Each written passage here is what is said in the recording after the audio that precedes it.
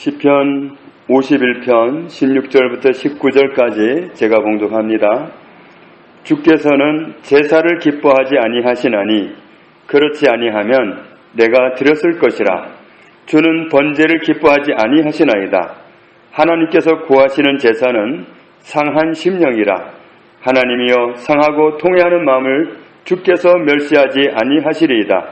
주의 은택으로 시온의 선을 행하시고 예루살렘 성을 쌓으소서. 그때에 주께서 의로운 제사와 번제와 온전한 번제를 기뻐하시리니 그때에 그들이 수소를 주의 제단에 드리리이다. 아멘. 16절 말씀에 보면 하나님께서는 제사를 기뻐하지 않으신다. 이 제사라는 말이 원어로 보면은 희생 제물입니다. 짐승을 피 흘리게 죽여가지고 바치는 그 제물, 하나님은 그 제물을 제사라고 그랬지만 원어로 보면 하나님은 제물을 기뻐하지 않으신다. 제사를 기뻐하시는 분이시라면 드렸을 텐데, 정확하게 말하면 제물을 기뻐하시는 분이라면 제물을 드렸을 텐데 제물을 기뻐하지 않으시기 때문에 안 드렸다. 주께서는 번제를 기뻐하지 않는 분이시다. 17절에 그렇다면 하나님께서는 어떤 제사를, 어떤 제물을 원하시는가?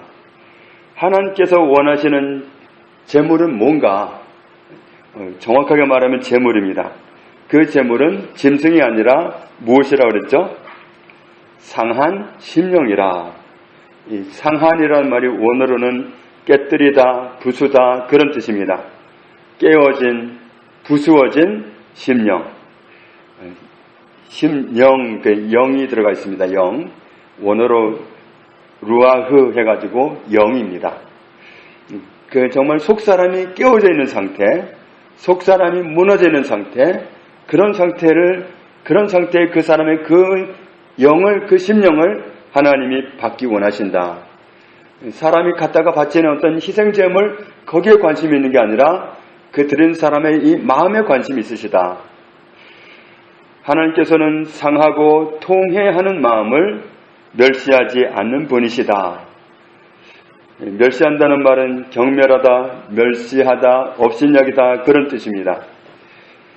오늘 본문은 51편 처음 제목에 보면은 다윗이 밧세바와 동침하는 죄를 지은 후에 회개하는 과정에서 드렸던 고백입니다.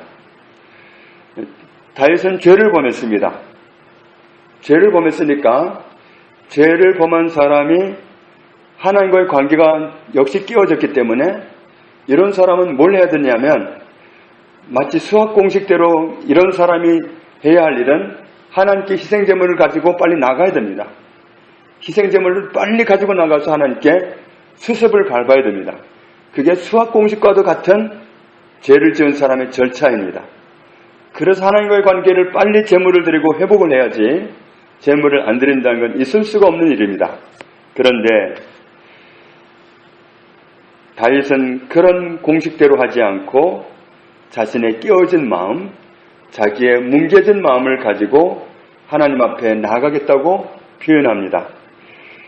51편 1절을 보면은 하나님이여 주의 인자를 따라 내게 은혜를 베푸시며 주의 많은 긍휼을 따라 내 죄악을 지워주소서.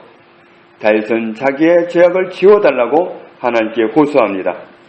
2절에 보면은 나의 죄악을 맑게 씻으시며 나의 죄를 깨끗이 제하소서.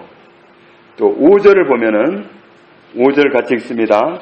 내가 죄악 중에서 출생하였으며 어머니가 죄 중에서 나를 잉태하였나이다.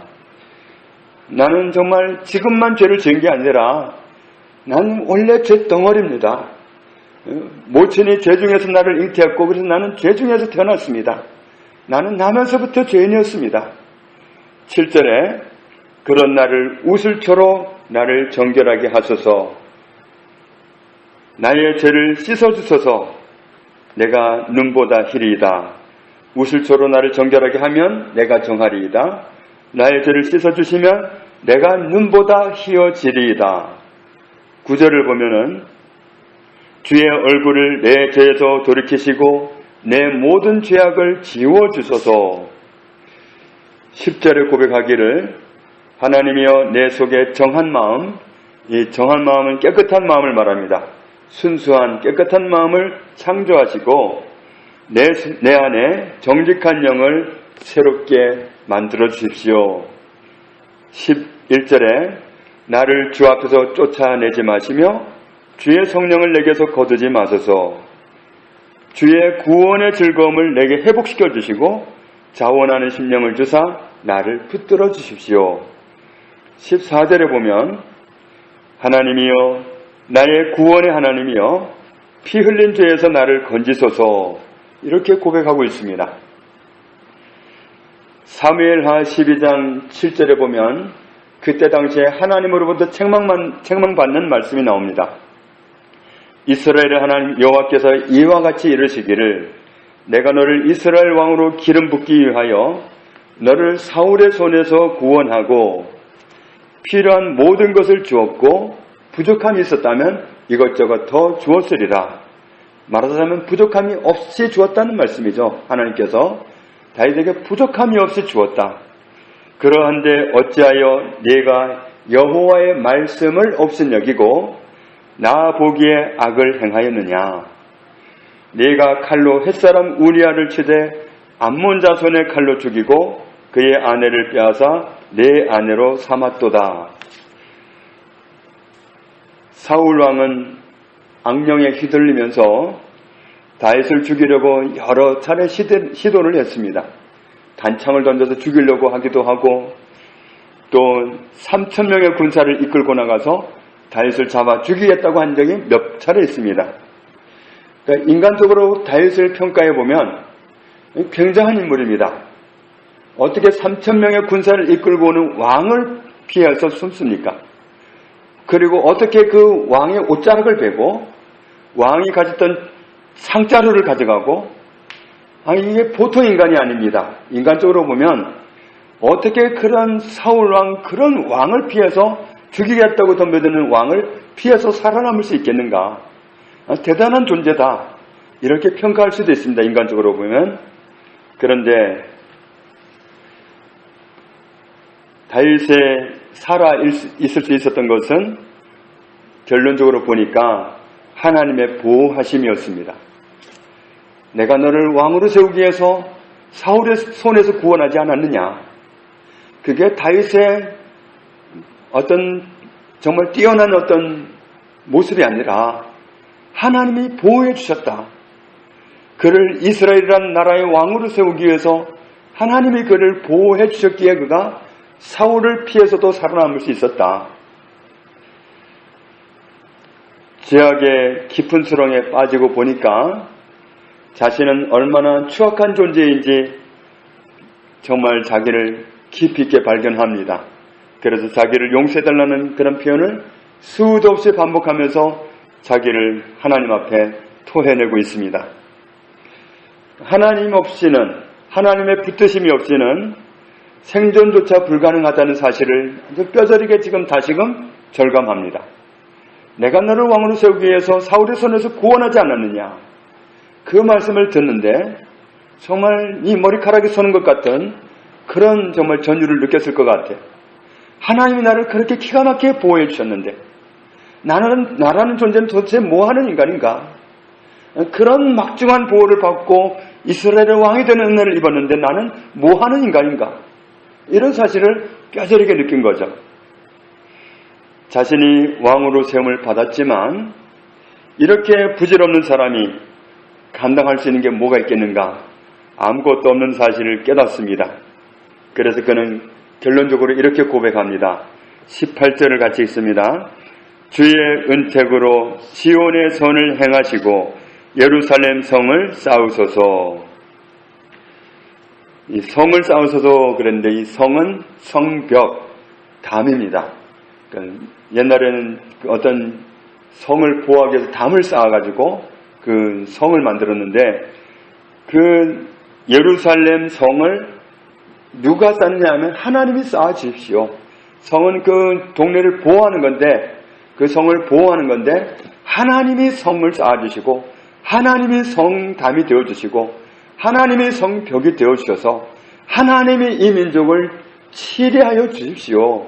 하나님이 주의 은혜를, 은택이라고 하는데 은총입니다. 오늘은 호의 은총, 하나님의 은총으로 시온에 사는 사람들에게 선을 행하시고, 예루살렘 성을 하나님이 그 성벽을 세워주시고, 하나님이 성벽이 되어주시고, 하나님이 보호해 주십시오. 나는 아무것도 아닙니다.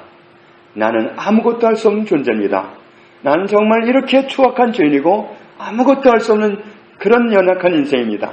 하나님께 이 성읍을 보호해 주시고 하나님이 이 성읍을 통치해 주시는 왕이 되어주시기를 원합니다. 이런 기도입니다. 그러니까 이 18절의 기도는 하나님께서 이 나라를 통치하여 주소서 하는 기도이고, 또 하나님이 치료하시는 나라를 이루어 달라고 구하는 기도입니다.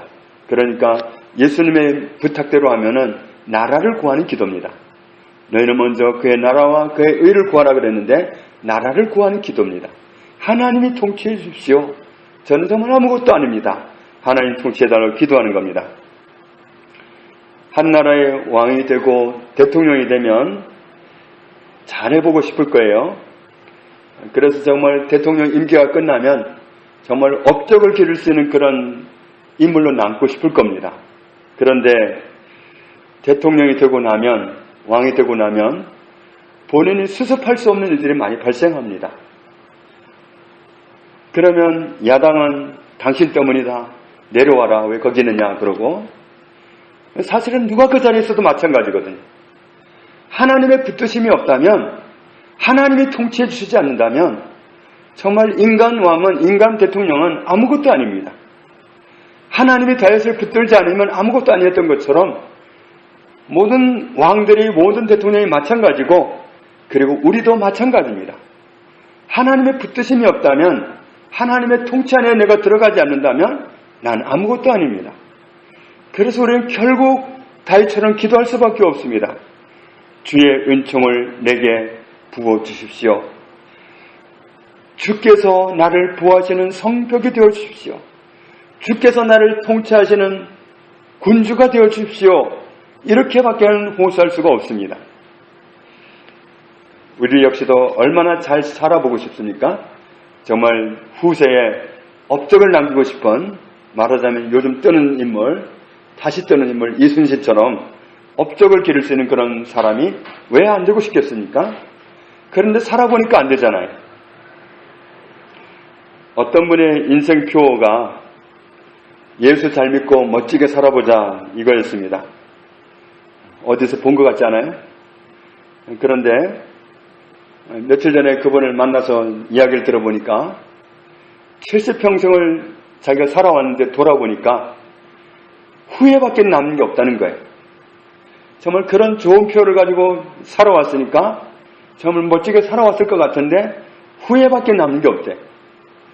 돌아보니까 다 자기가 고집 부리고 살아온 그거밖에 없더라는 거예요. 고집밖에는. 자기 고집밖에는 남은 게 없더라. 내가 왜 그렇게 살아왔는지 모르겠다고 이제 그렇게 고백하는 겁니다. 하나님께서 원하시는 제사, 하나님이 원하시는 제물은 우리의 상한 심령입니다. 잘 살아보고 싶지만 원하는 곳에 있지 못한 그것 때문에 상한 심령이 되어서 나에게 필요한 것은 나의 몸부림도 아니고 노력도 아니고 하나님의 은총입니다. 나에게 필요한 것은 하나님의 은총밖에 없습니다. 하나님의 붙드심밖에 없습니다. 하나님의 통치만이 나에게 필요합니다. 나 혼자 정말 멋지게 살아보고자 했지만 나 혼자의 노력으로는 되지 않는 것이 우리의 인생입니다. 하나님이 창조한 인생, 하나님이 함께 해주셔야 되고 하나님이 통치하셔야 가능한 겁니다. 그래서 우리는 하나님께서 나에게 선을 행하시고 우리 가정에 선을 행하시고 우리 교회에 선을 행하시고 우리나라에 선을 행하시고 하나님이 성을 쌓아서 보호해 주시는 그 은혜를 구할 것밖에는 없습니다. 시편 51편 19절에 마지막으로 이렇게 고백합니다. 그때에 주께서 의로운 제사와 번제와 온전한 번제를 기뻐하시리니 그때에는 그들이 수소를 주의 제단에 드리리이다. 하나님의 통치가 온 세상을 덮었을 그때에, 온 백성이 하나님의 통치 안에 들어간 그때에는 사람들이 하나님 앞에 제사를 드리고 번제를 드리고 하는 것을 기쁘게 받으실 것이다. 하나님께 붙잡힌 사람들이 제물을 바칠 때 하나님 기쁘게 받으실 거다. 하나님의 통치 안에서 살아가는 것이 얼마나 하나님을 기쁘시게 하는 일인지를 깨달은 겁니다. 우리 역시도 정말 다윗처럼 상한 심령으로 하나님이 내게 은혜를 입혀주시지 않으면, 은총을 베푸시지 아니하면, 하나님이 나를 구하시는 성벽이 되어주시지 않는다면 나는 아무것도 아닙니다. 정말 나도 멋있게 살아보고 싶었지만 그러나 그렇지를 못합니다. 하나님의 은총을 구하는 그런 상한 심령을 가지고 나갈 때 하나님 오늘도 우리의 기도를 받으시고 그제서야 우리가 무슨 제사를 드리든지 무슨 예배를 드리든지 무슨 기도를 드리든지 기쁘게 받으실 수 있는 제물이 될 것입니다. 저와 여러분이 하나님이 기뻐하시는 상한 심령으로 하나님을 경험할 수 있는 그런 복 있는 밤이 되기를 주님의 이름으로 축복합니다. 아버지 하나님 감사합니다. 다윗 역시도 겉보기에 훌륭한 인물이었지만 그러나 하나님 앞에서 평가를 받고 보니 그의 잘함이 아니라 하나님의 손길이었고 하나님의 도우심이었고 하나님의 보호하심이었습니다. 주님, 그가 스스로 살아보려고 노력했을 그때에 그는 전혀 엉뚱한 길에 가 있었습니다. 그는 하나님 앞에서 상하고 찢어진 마음으로 하나님의 은총을 구할 수밖에 없었습니다. 주님, 우리 역시도 다르지 않습니다. 멋있게 살아보고 싶었지만 우리의 달려온 길이 하나님 앞에서 정말 온전히 붙잡힌 바가 되지 아니하면 아무것도 아니란 사실을 이제 절감합니다. 우리에게도 하나님의 은총만이 필요합니다. 하나님이 나를 통치해 주시는 그 은혜만이 필요합니다. 주님, 저희 각 사람을 붙들어 주옵소서. 하나님께 강권적으로 붙잡혀서 하나님의 능력으로 살아가기 원합니다. 그래서 내가 아니라 하나님이 살아계시는 그 증거로 내가 살아있는 그런 우리의 고백이 되기 원합니다. 주님, 저희를 통치하시는 왕이 되어주시고 저희를 다스리사 주의 나라가 되게 하옵소서.